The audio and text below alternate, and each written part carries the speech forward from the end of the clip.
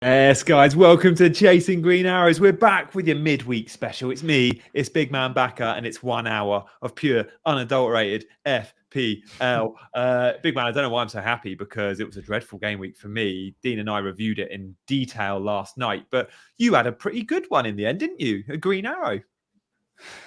Yeah, thanks for having me, Johnny. Hello and welcome to all the listeners and viewers. A much-needed Green Arrow, 35 points for me this week. And Cole Palmer basically saved me. That 12-pointer on Monday after Monday Night Football. It was a huge swing, and especially considering in the context of a low-scoring week, that was a big win. So, yeah, it's basically been one of the biggest success stories of the game week 10 wildcard. So, yeah, I'm fairly happy with how things are going. Past 2 weeks have gone well. Well, we'll see your team later in today's show. We'll see your plans, your results, but also your plans for the game week ahead. And we've got some big decisions to make, because many of us that are game week 10 wildcarders, we have got 2 free transfers. We don't want to burn one, but maybe we have to. Do you think there'll be people out there burning transfers, big man? I do. Yeah, I do. A lot of teams are very well set up with nothing to do, especially those who wildcarded in 10. Because if you looked at last week, those who wildcarded in even 8 or 10, they saved a transfer. Yeah. So last week was a very slow week, but this week, still most of our teams are very well set up. So there are not too many obvious replacements to make, unless you have someone like a Botman or a Doggy or Burn or someone like that.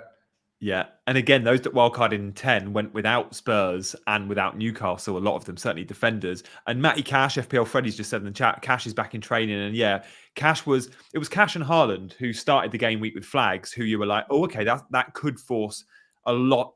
It could force the masses. It could force those that wildcarded in game week 8 to 10 to make a transfer. But we know Haaland's fine. He played 60 minutes, got a brace last night. And we know Cash is going to be fine too. So yeah, I do wonder. Just to confirm, and I'm 99% sure when I say this, Big Man will correct me if I'm wrong, if you have 2 free transfers and you don't make a transfer, you will still have 2 free transfers next week. You won't lose them both, you will lose one.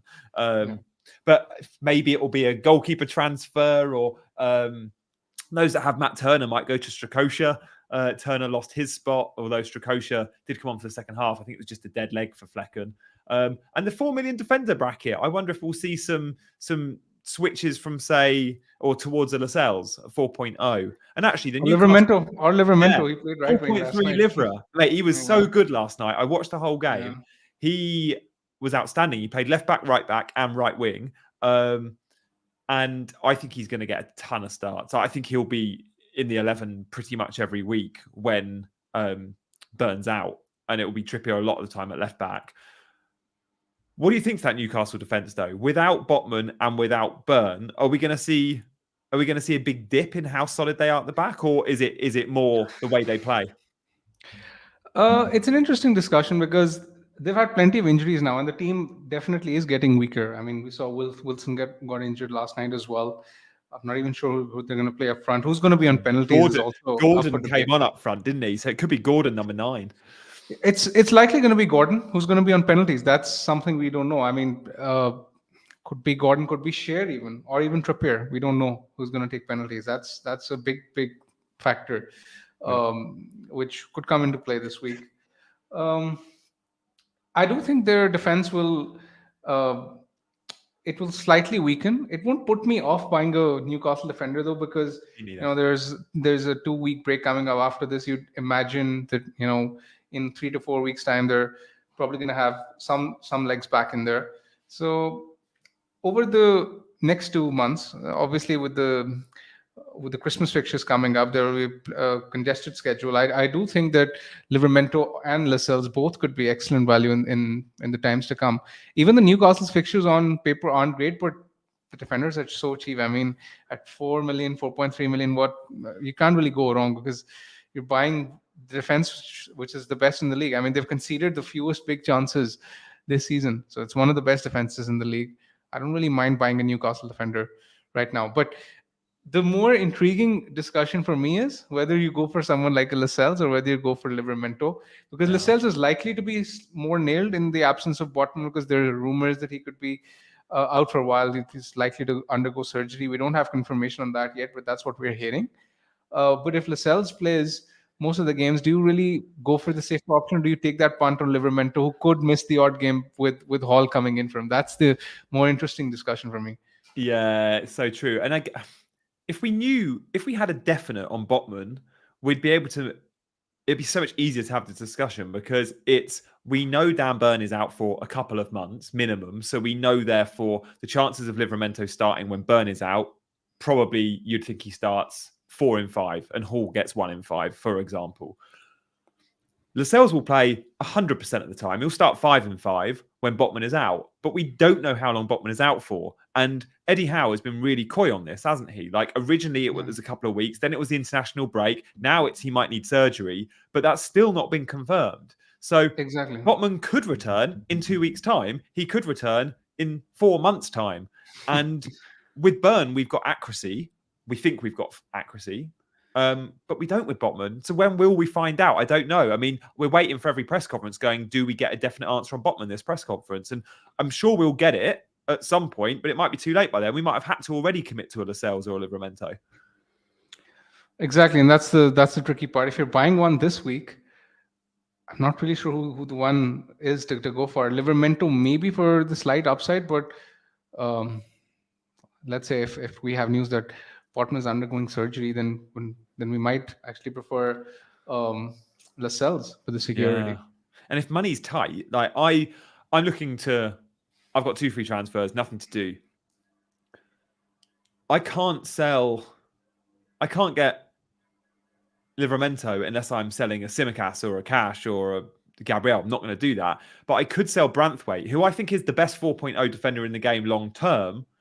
But I could bring Branthwaite back in if I had the transfers in a few weeks or months' time and just go Branthwaite to Lascelles, because I need someone to come in and start maybe this week, but definitely in game week 13. And Branthwaite is a difficult fixture and Newcastle have an okay fixture, I think, off the top of my head. So I'm like, maybe I make that move. And therefore Lascelles is easier for my team because of money. Newcastle playing Chelsea next week in game week 13. It's at St James's Park though, isn't it? Yeah, exactly. Yeah. And then United at St James's Park. So yeah, I mean, Newcastle at home and need defense, and the good thing from their defensive point of view is that the fixtures that are at home are against the tougher teams, while the ones which are away are easier. So yeah, that's sort of better for the defense in my opinion. But yeah, in your position, I would be very tempted. I mean, I'm in a similar position where I have Taylor. You have Branthwaite. Yeah, I've got Taylor as well, but I haven't got any money in the bank. Yeah, so I think that would significantly improve your 4th defender, which is a big part. I think that's more pertinent to you actually, as opposed to me, because I'm using Taylor as my 5th defender. So yeah, your defense could improve, because we have seen that Simicast, Gabriel, these guys are dodgy. I mean, let's admit it. These guys are a bit dodgy. So especially with the congestion coming up, I think you'd be in a much better position with an upgrade of 4th defender.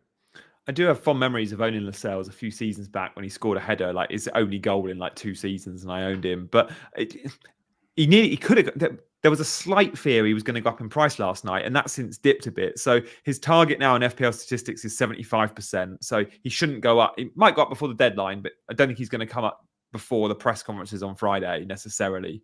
Last night, I think he was around high 80s. So I'm glad to see he's dropped. Branthwaite is closer to a rise this evening, and that could happen. He needs 2,200 more managers to buy him. He's around 97%. That doesn't affect my sale price for Branthwaite. I bought him at 4. He'd go up to 4.1.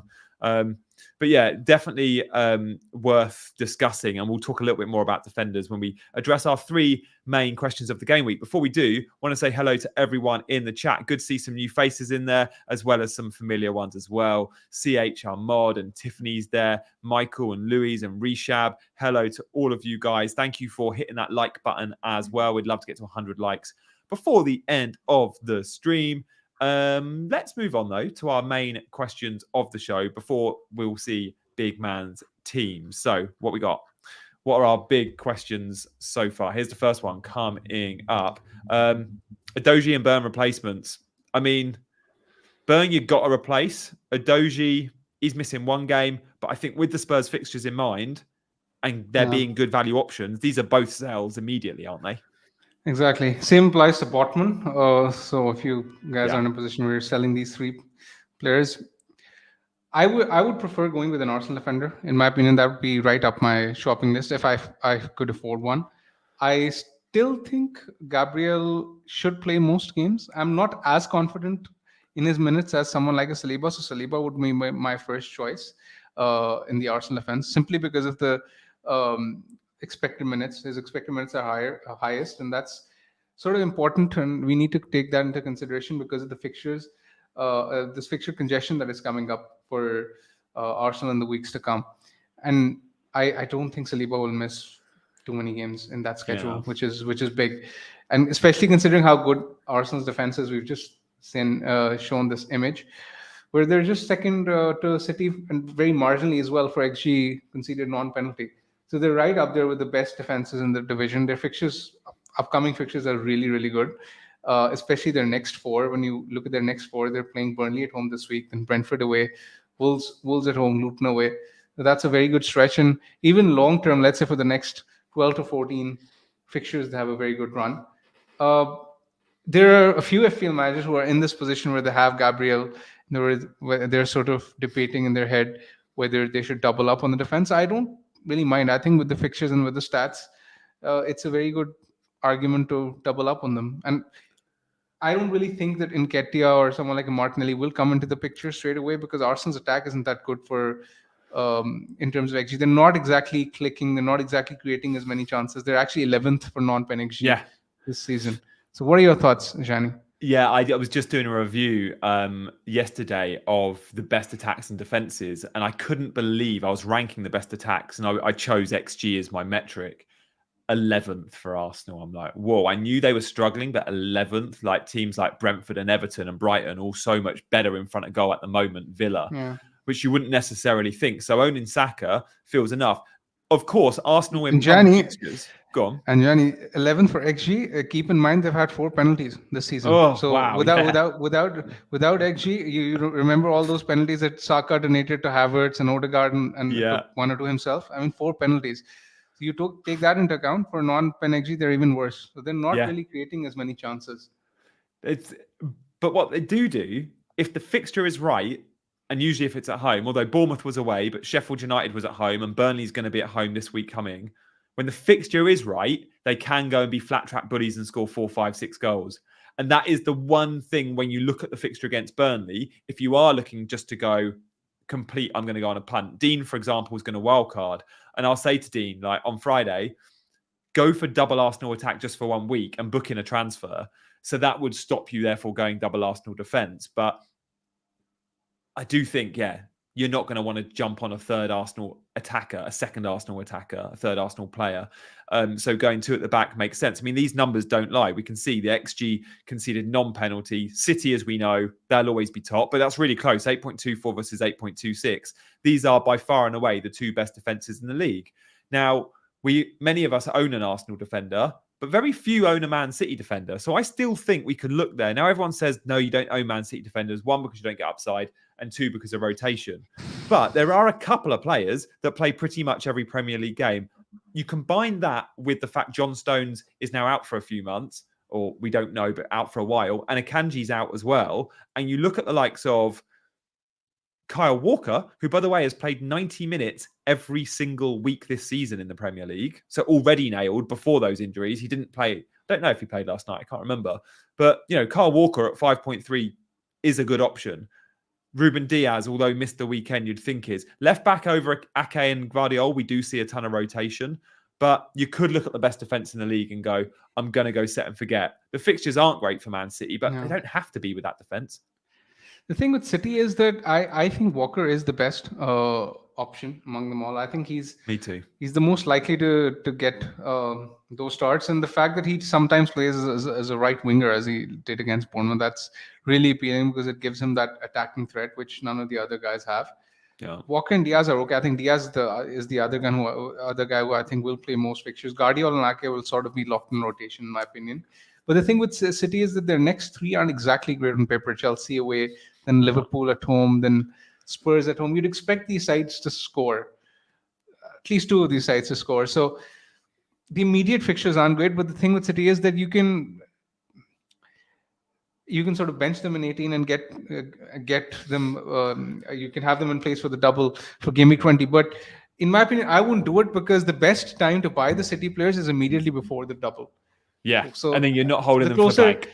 Exactly. So the closer you get to the double, the more you have a better idea, a better assessment of who the most nail guys are. So I think this is slightly too early to go there.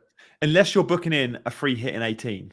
Because if you do book in a free hit in 18, you get the benefit of being able to stack up on Man City in, say, 16 and 17 and Brentford, by the way. Because, both Brentford and City have got some good fixtures pre-blank, haven't they? Yeah. And who are they playing in 16 and 17? They're playing Luton, Luton in 16. Yeah, exactly. You'd want to have them Crystal Palace for 16, and then Crystal Palace at home in 17. Yeah, exactly. And then after the blank, it's Everton and then Sheffield United as part of a Brentford double in 20. We hope. Yeah. So, but that does mean committing, because I think many of us would look at Man City for the blank in 18, and many of us will own Haaland. We'll all own Haaland. We'll all own. Many of us will own Mbommo. So that's already two players not in your 11. A couple of us have got a dead spot or two. So you look at it and think, I can't afford to buy a second Man City asset before the blank. Exactly. And unless you commit to a free hit. Exactly. So I think Alvarez will be popular, but after game week 18, Alvarez and a defender. And whoever is looking likely to get a ton of starts, because obviously that will be the period where a lot of games will happen in a very short span of time. It'll be very congested. So I think it's best left for later, this slot. Other teams on this list, big man. What about Palace? Yeah, I was going to come to that. We've sort of discussed Newcastle. They're third on this list for XG conceded non-penalty. We've covered Liverpool, Lascelles. I think they're good options. I think, would you prefer someone like a Liverpool, Lascelles over Share? I think I would. I think these guys are likely to offer better value. Yeah, the only thing which is at the back of my head with Share is penalties. Could he be on them? But Isak will be back soon, and then you just go, it'll be Isak. Yeah. Even that, I mean, even that factor, I think it's likely to be only for 1 week. This is the 1 week where it might come into play, right? Yeah. But other than that, I don't think it will. Crystal Palace, I mean, they've had the highest number of clean sheets this season. They're a reliable defense. I can't really fault them. I had Gahey this week, and his 5-pointer was huge in the context of the week. It was big. So with their fixtures coming up, they have Everton at home, then Luton away, and then Bournemouth at home in 15 as well. So the fixtures are really nice. You could expect a few clean sheets out of Crystal Palace. I don't really mind going for a Palace defender, but I think I prefer a Newcastle guy because the Palace fixtures are too short term in my opinion. The 3 fixtures. So I would rather back the defense with the long-term fixtures. Apparently, Matt Targett sold Botman in his team, according to Gareth in the chat. I don't know what your source there is, Gareth, but if Matt Targett, who is also injured, did sell Botman, that's quite nice to know. And also, when you look at this, I think these are the only defenses that are worth considering: Arsenal, Newcastle, and Crystal Palace. I won't personally consider City. I think Chelsea will come into play after game week 15 once their run of fixtures is over. Someone like a Colville or, dare I say, Reece James could be an Come option. on, Reece James. No European football. He's only got to play once a week. Yeah, that's what I thought at the start of the season. Yeah. You're forgetting that I owned him. I was one of the poor souls who actually jumped on him before game week 1. It was unfortunate that he got injured. But it is what it is. I mean, I can't really fault or beat yourself up on injuries. Yeah. I do see a world in which over this festive period, I'm a Reece James owner going, why did I do that? Knowing there's a little bit more fixture congestion than normal. But remember, there has been a fixture taken out of the festive period, and there is no no European football for Chelsea. So it's positive in terms of long-term minutes for Reece if he can stay fit.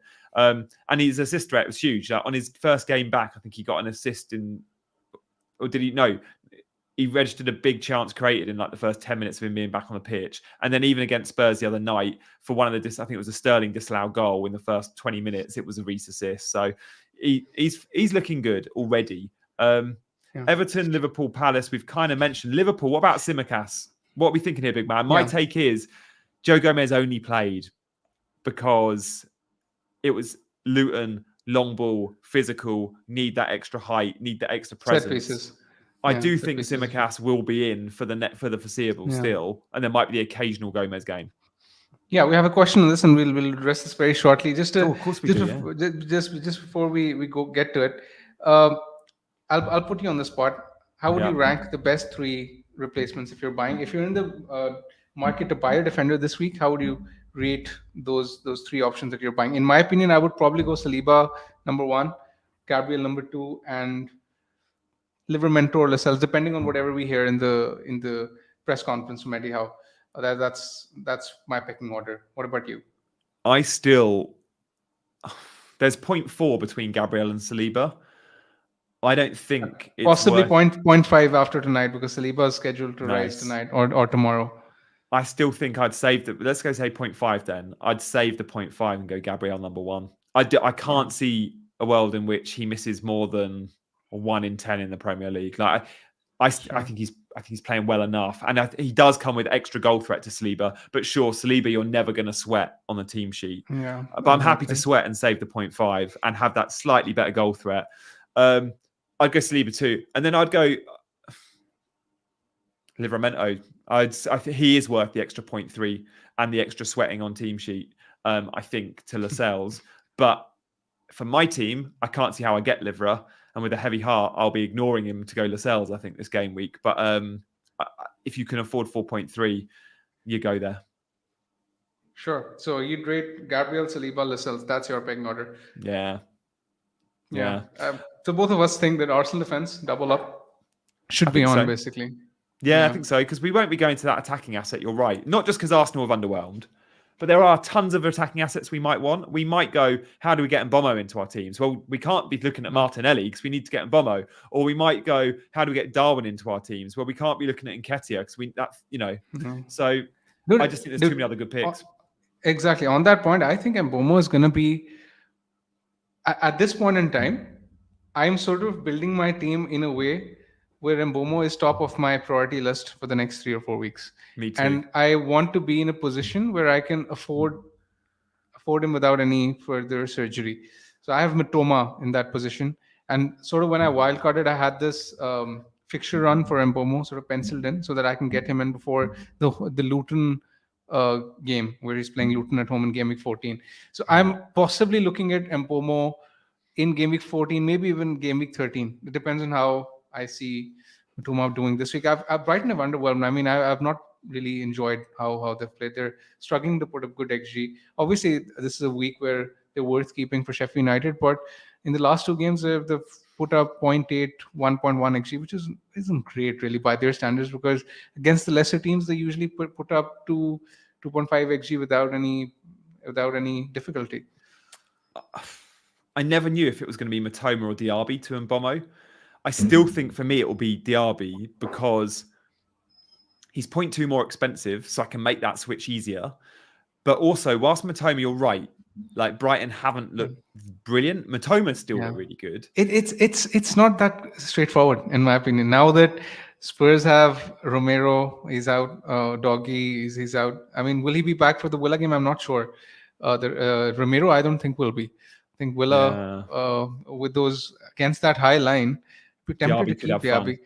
Exactly, and then Bournemouth immediately after that. So it's not that clear cut. I think this is a position where you might be reconsidering your transfer when we're sitting here next week. Yeah, and off the back, look, if Matoma underwhelms against Sheffield United at home as well, then that is a sign. Like Brighton, okay, I would expect you to go and beat Sheffield United by 3 goals. If you're not going to go and get close to that, then maybe I don't want an FPL asset in there, because you're about to have away trips to Forest, and we know that's a tough place to go. Ask the RB about that one, and then another tough trip to Stamford Bridge. So you could jump off Matoma for sure.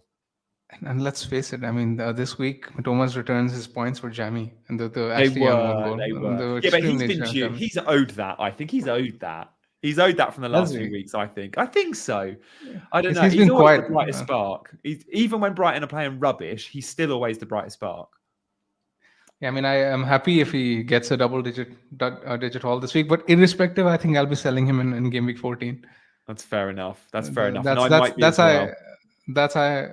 how high I am on Mbomo. The guy's top for non-pen XG among midfielders this season, and even when you look at his non-pen XG, he's right up there with the likes of Salah. I mean, his numbers are Son. His numbers are almost at that level, very close. How he blanked. He did get the assist, didn't he? How he only got 5 points versus West Ham as well. Like, he had a couple of big chances where he hit the ball so well. Like, there was one where it just sailed past the post, and you're like, oh, any other day that finds the bottom corner.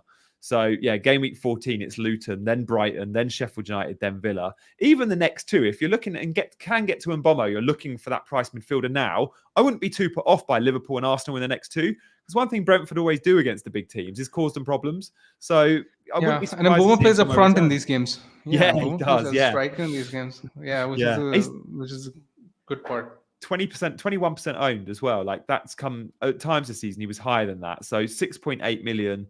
He's an absolute steal, a reliable asset. Brentford are still going well. I think you're right. We'll both be looking to buy him, if not next week, but the week after, for that Luton fixture for sure. Let's move on to our next question, shall we? Thank you for all your comments in the chat, by the way. We're loving the conversation there. Big tips, and Yogesh and Michael, Heather, all contributing. So thank you for the love. We'll move on, though, to what to do with Tsimikas. We've just spoken defenders. Are you worried about his starts at all? I sort of agree with you. When you said that the fixture against Luton, Klopp preferred Gomez for the physicality, for the set pieces, etc. I think I agree with you, but I look at the Brentford fixture in a similar point of view tactically. I think because Brentford are good from set plays as well, there's a chance he goes with Gomez. I can't really be sitting here with full assurance saying that Tsimikas will play that game with, let's say, 90% surety. If I was to guess, I do think Tsimikas will start, especially considering that it's a home game and considering the fact that Klopp might need him for the creativity, especially after they struggle to create too many chances against Luton. But I was actually looking at this quote from Klopp where he said 2 weeks ago that he sort of didn't say it, but he implied that, we can't have Tsimikas playing all games because the fixture schedule is going to get condensed and we need the likes of Joe Gomez to step up, etc. But he was sort of implying that Tsimikas is first choice. So I don't really think that will change overnight. And it is as a result of the quote that I think that Tsimikas will play most of the games going forward.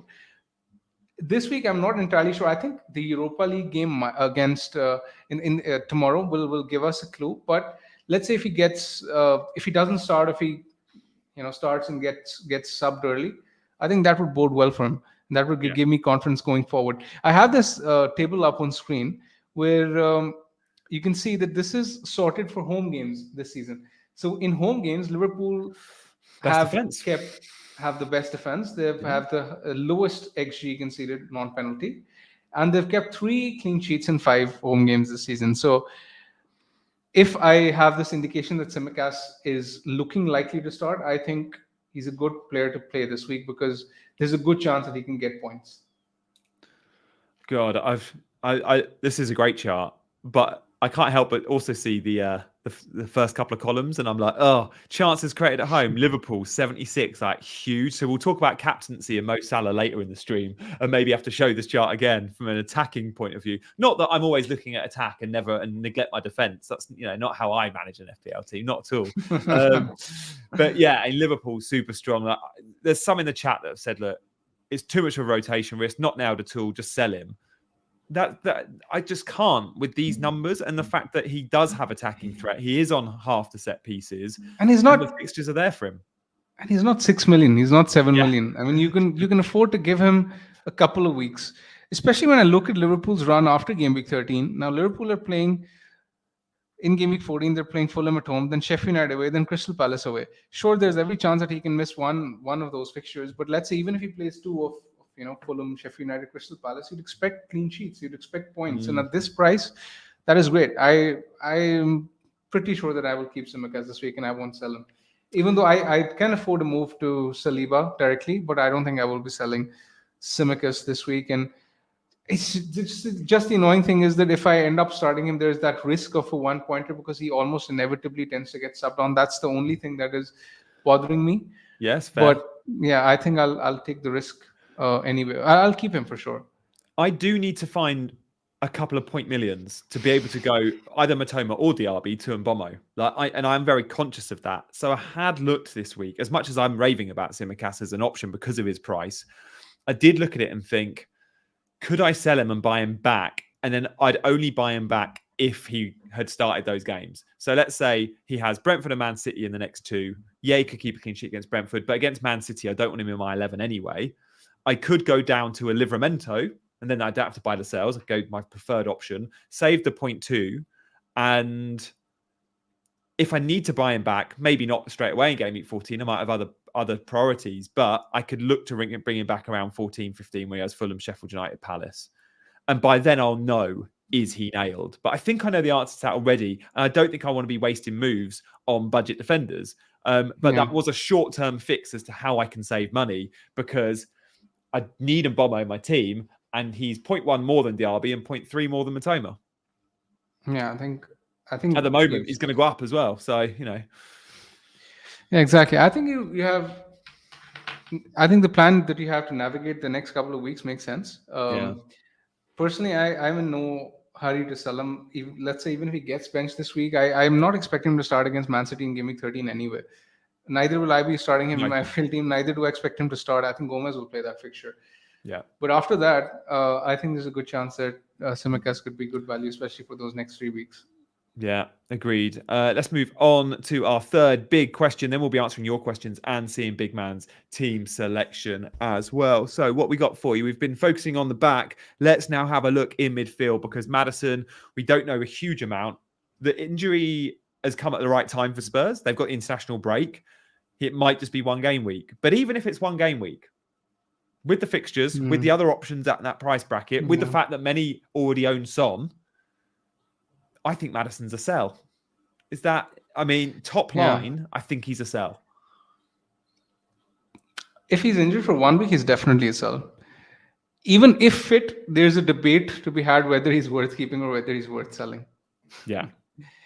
And those, I don't really, let's say if you have other issues in your team, for example, if you have one of the defenders like, Burn, Botman, you need a third defender in your squad. I think obviously you have bigger fires to put out.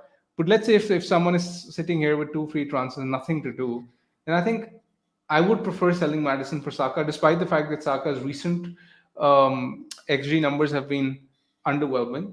Mm-hmm. But still, over the season, his stats are still really good. And I'm not really worried about his underlying statistics.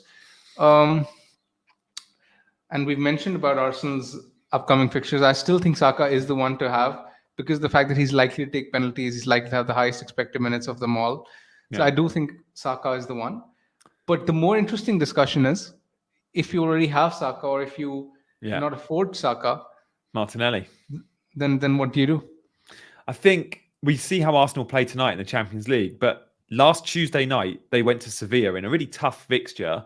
Martinelli and Jesus, I know he's injured now. Martinelli was brilliant. Saka was quiet. And I watched that and went, oh, Martinelli might be hitting form at the right time. And I was considering punting on Martinelli last week. And I would have done if Jesus had been fit. But with Jesus in the team, he's a much better asset. They link so well together. They're like best mates. So would I go Madison to Saka? Yes, if you could afford it. Would I go Madison to Martinelli for 1 week?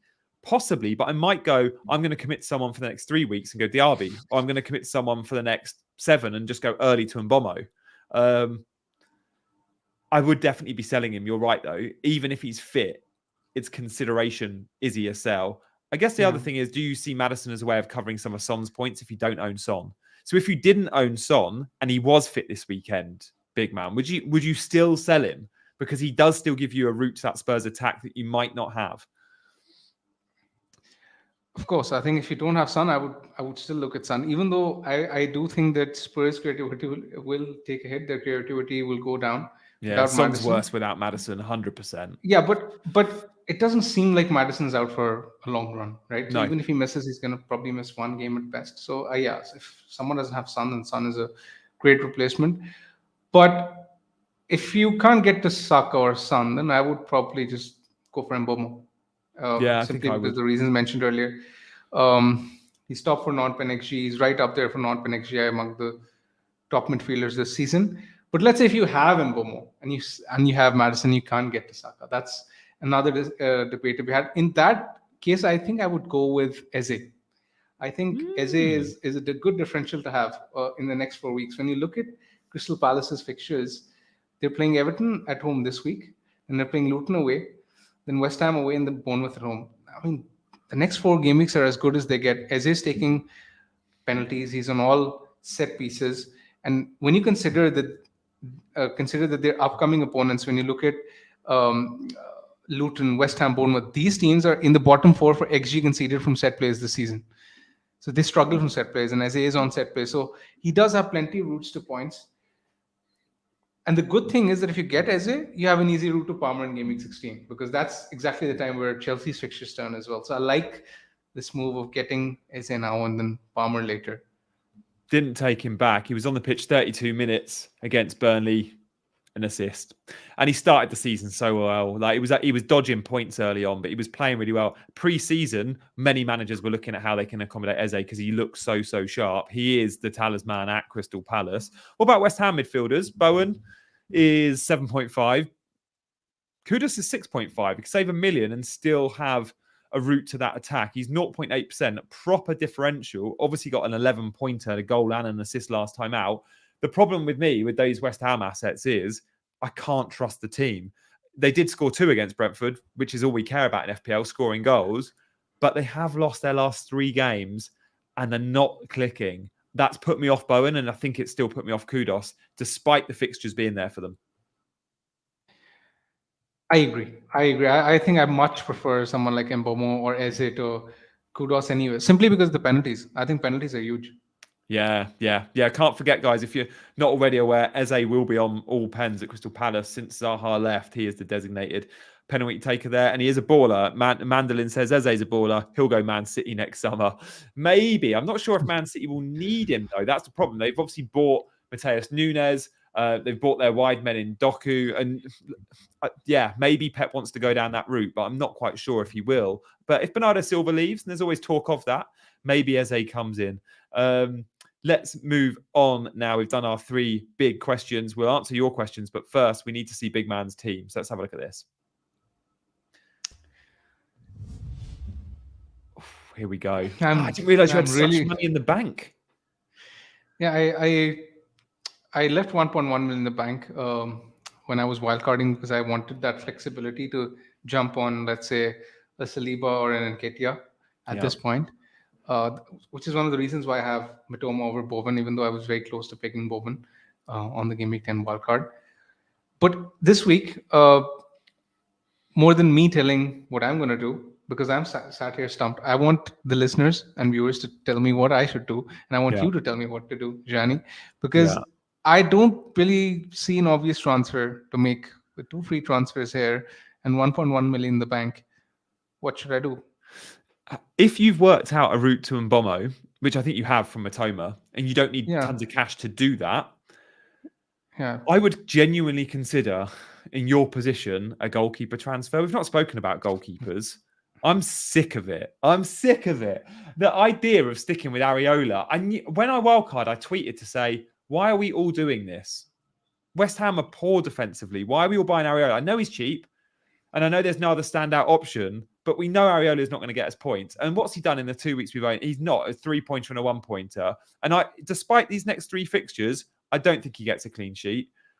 I'd be tempted to go 4.8 million Raya. And then if Raya was playing well, that would 100% be a move I'd make. But I'm just worried. I'm worried about Ramsdale finally getting his chance. Yeah, I don't really mind that transfer. I think that could work out. The thing with Raya is maybe he's definitely going to miss out next week because he's on loan from Brentford, so he's ineligible to play. But other than that, I mean, yeah, it's not a huge deal. I mean, I could get Raya. That's not a problem. And you could sell Turner. Like, there's not much between them now, and we know Turner's lost his spot. I mean, I could go Turner to Johnston to Raya, Turner to Johnston. Maybe that's doable. But I don't think I'll do Turner to Johnston. I think if I'm selling Turner, I might as well either get the extra cash, or if I'm upgrading him, I might go for Raya or someone like Flecken even for the double. Yeah, in advance. I don't think that's. Who does Areola play in 18 when Flecken doesn't play? Because again, that would we need to cover 18 if we're buying Brentford players, and we need to cover the double in 20. Yeah, Areola's. I mean, Turner is a dead spot anyway, so I don't really think that's much.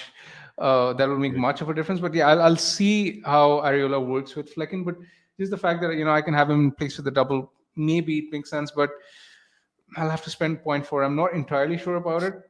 I think Raya is a bigger upgrade, like you say, simply because of how good Arsenal's defense is. Other than that, Taylor, I could upgrade Taylor.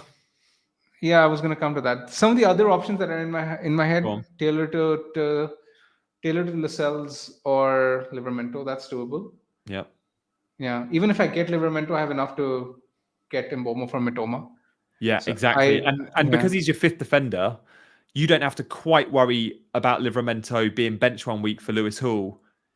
I don't think he's going to be much of an impact sub, Livramento. Like, Newcastle are sooner going to put a Willock or a Murphy when fit on. I think in those attacking slots, Howe doesn't usually take off his fullbacks. I know he did last night, but that was a unique situation. If Livramento is coming in as your third or fourth defender, you're going to worry at times. When he's your fifth, more reason to go for him. Although you're spending that little extra. Yeah, that's a good point. That's a good point. Some of the other, I mean, I could get Lascelles obviously if I want to save that cash, or Archer to Edouard is something I've looked at because he rotates with. I mean, he rotates well with Palmer, and I could just simply bench one of the defenders, let's say Kehi or Tsimikas, and just play Edouard for the next 3 or 4 weeks. Ooh, and then, interesting. And the thing with Edouard is that once his fixtures end, then Palmer's good run starts. That's doable. Edouard is such an out there pick. I know he's really cheap, and I know Palace have got good fixtures, and I know Eze's back. I guess they're the 3 reasons you like him. But him himself, in his own right, has never been a good FPL asset.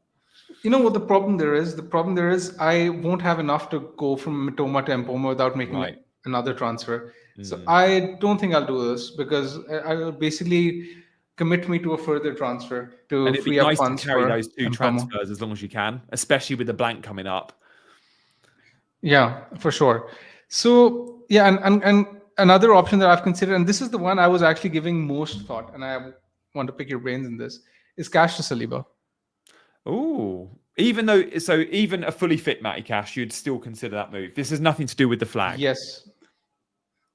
I mean, I'm nervous. I'll be frank. If I'm selling him, if he's fit, I'll definitely be nervous because the guy's averaging about a big chance involvement. Yeah, it's the upside. Exactly. So he could easily get a 12-pointer this week. I won't be surprised. And Villa are very, very good at home, right? So the timing. I couldn't ahead of this fixture. Yeah, the timing does not exactly feel ideal, but Cash is a sell for me after this week. I think I'll be selling him anyway because when you look at Aston Villa's fixtures, Spurs away, Bournemouth, then in game week 15 and 16 they're playing Man City and Arsenal. Yeah, he's definitely a sell in 15. But for you, you're saying he's a sell in 13. Yeah, I think he's a sell in 13 because I don't. But Villa scoring against Spurs. Sure, but I don't expect him to play right wing.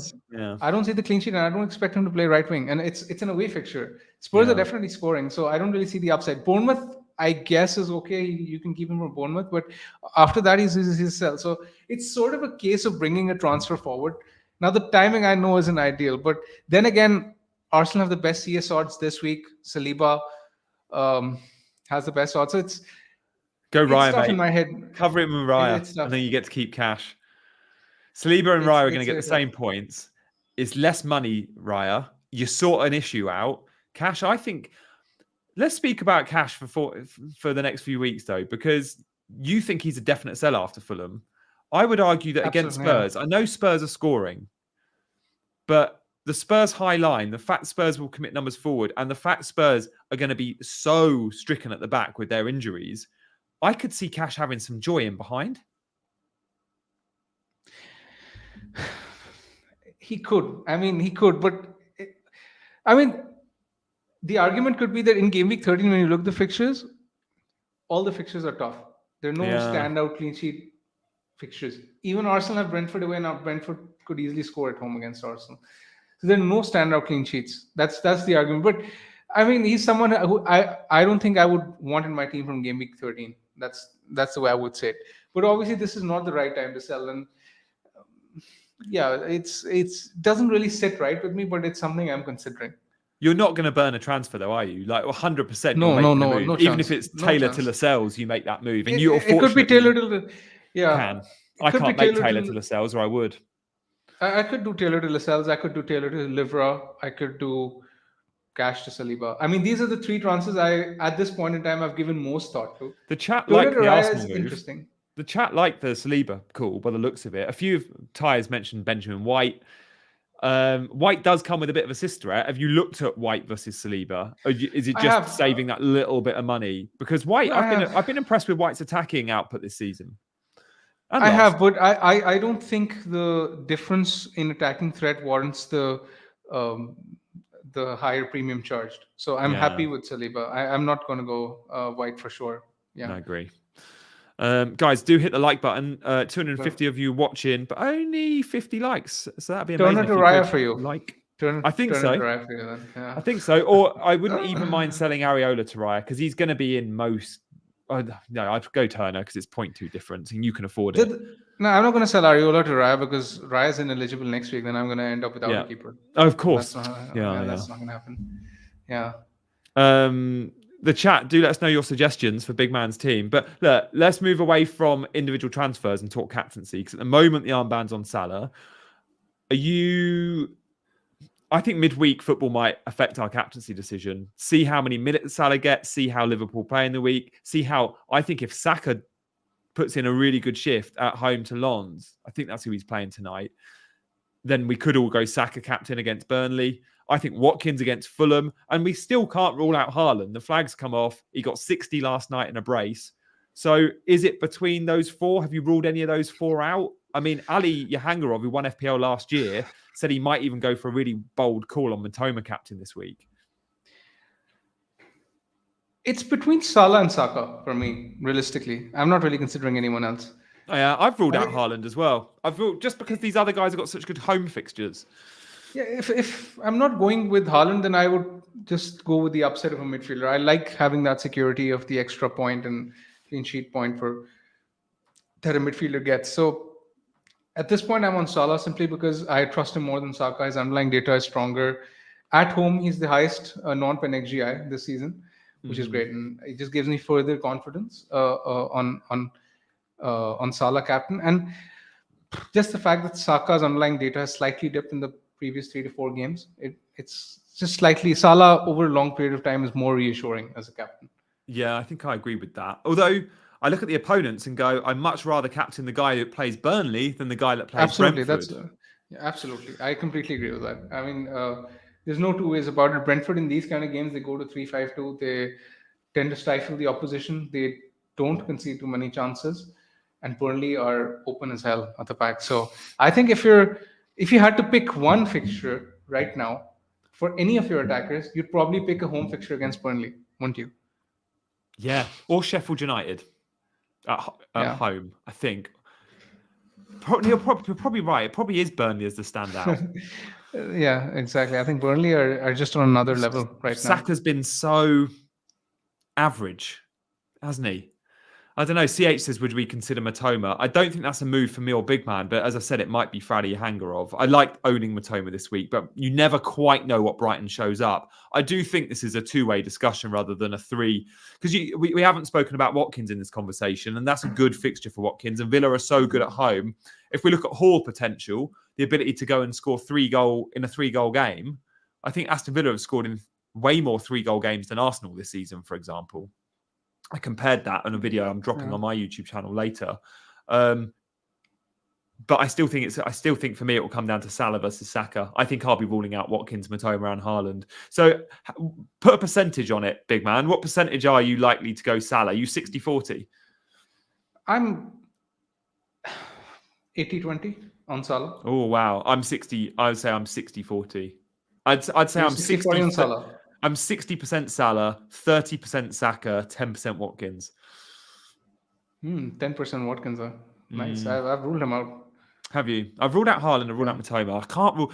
I own Diaby as well, which maybe is influencing me on Watkins. I'm just like, the ability to really go big here. Captaincy and triple Villa. Yeah. Okay. Yeah. Do you think midweek will influence you? Form of the team and the player? I don't think it will. I don't really think it will. I think I'll probably just captain Salah, irrespective of, let's say if Saka gets a brace. I still don't think I'll change my captain. It's very unlikely. Oh, that is a bold statement, but I like that. And you're probably right too. I think we probably get influenced a little bit too much about a non-Premier League game, whether that's Carabao Cup or European football days before. Worth noting, by the way, Salah very unlucky against Luton not to produce the goods. Darwin missing big chance after big chance. Some of those teed up by Salah, who also missed a big chance, I think, of his own. Gucci says he's going to captain Darwin. He's doubling down.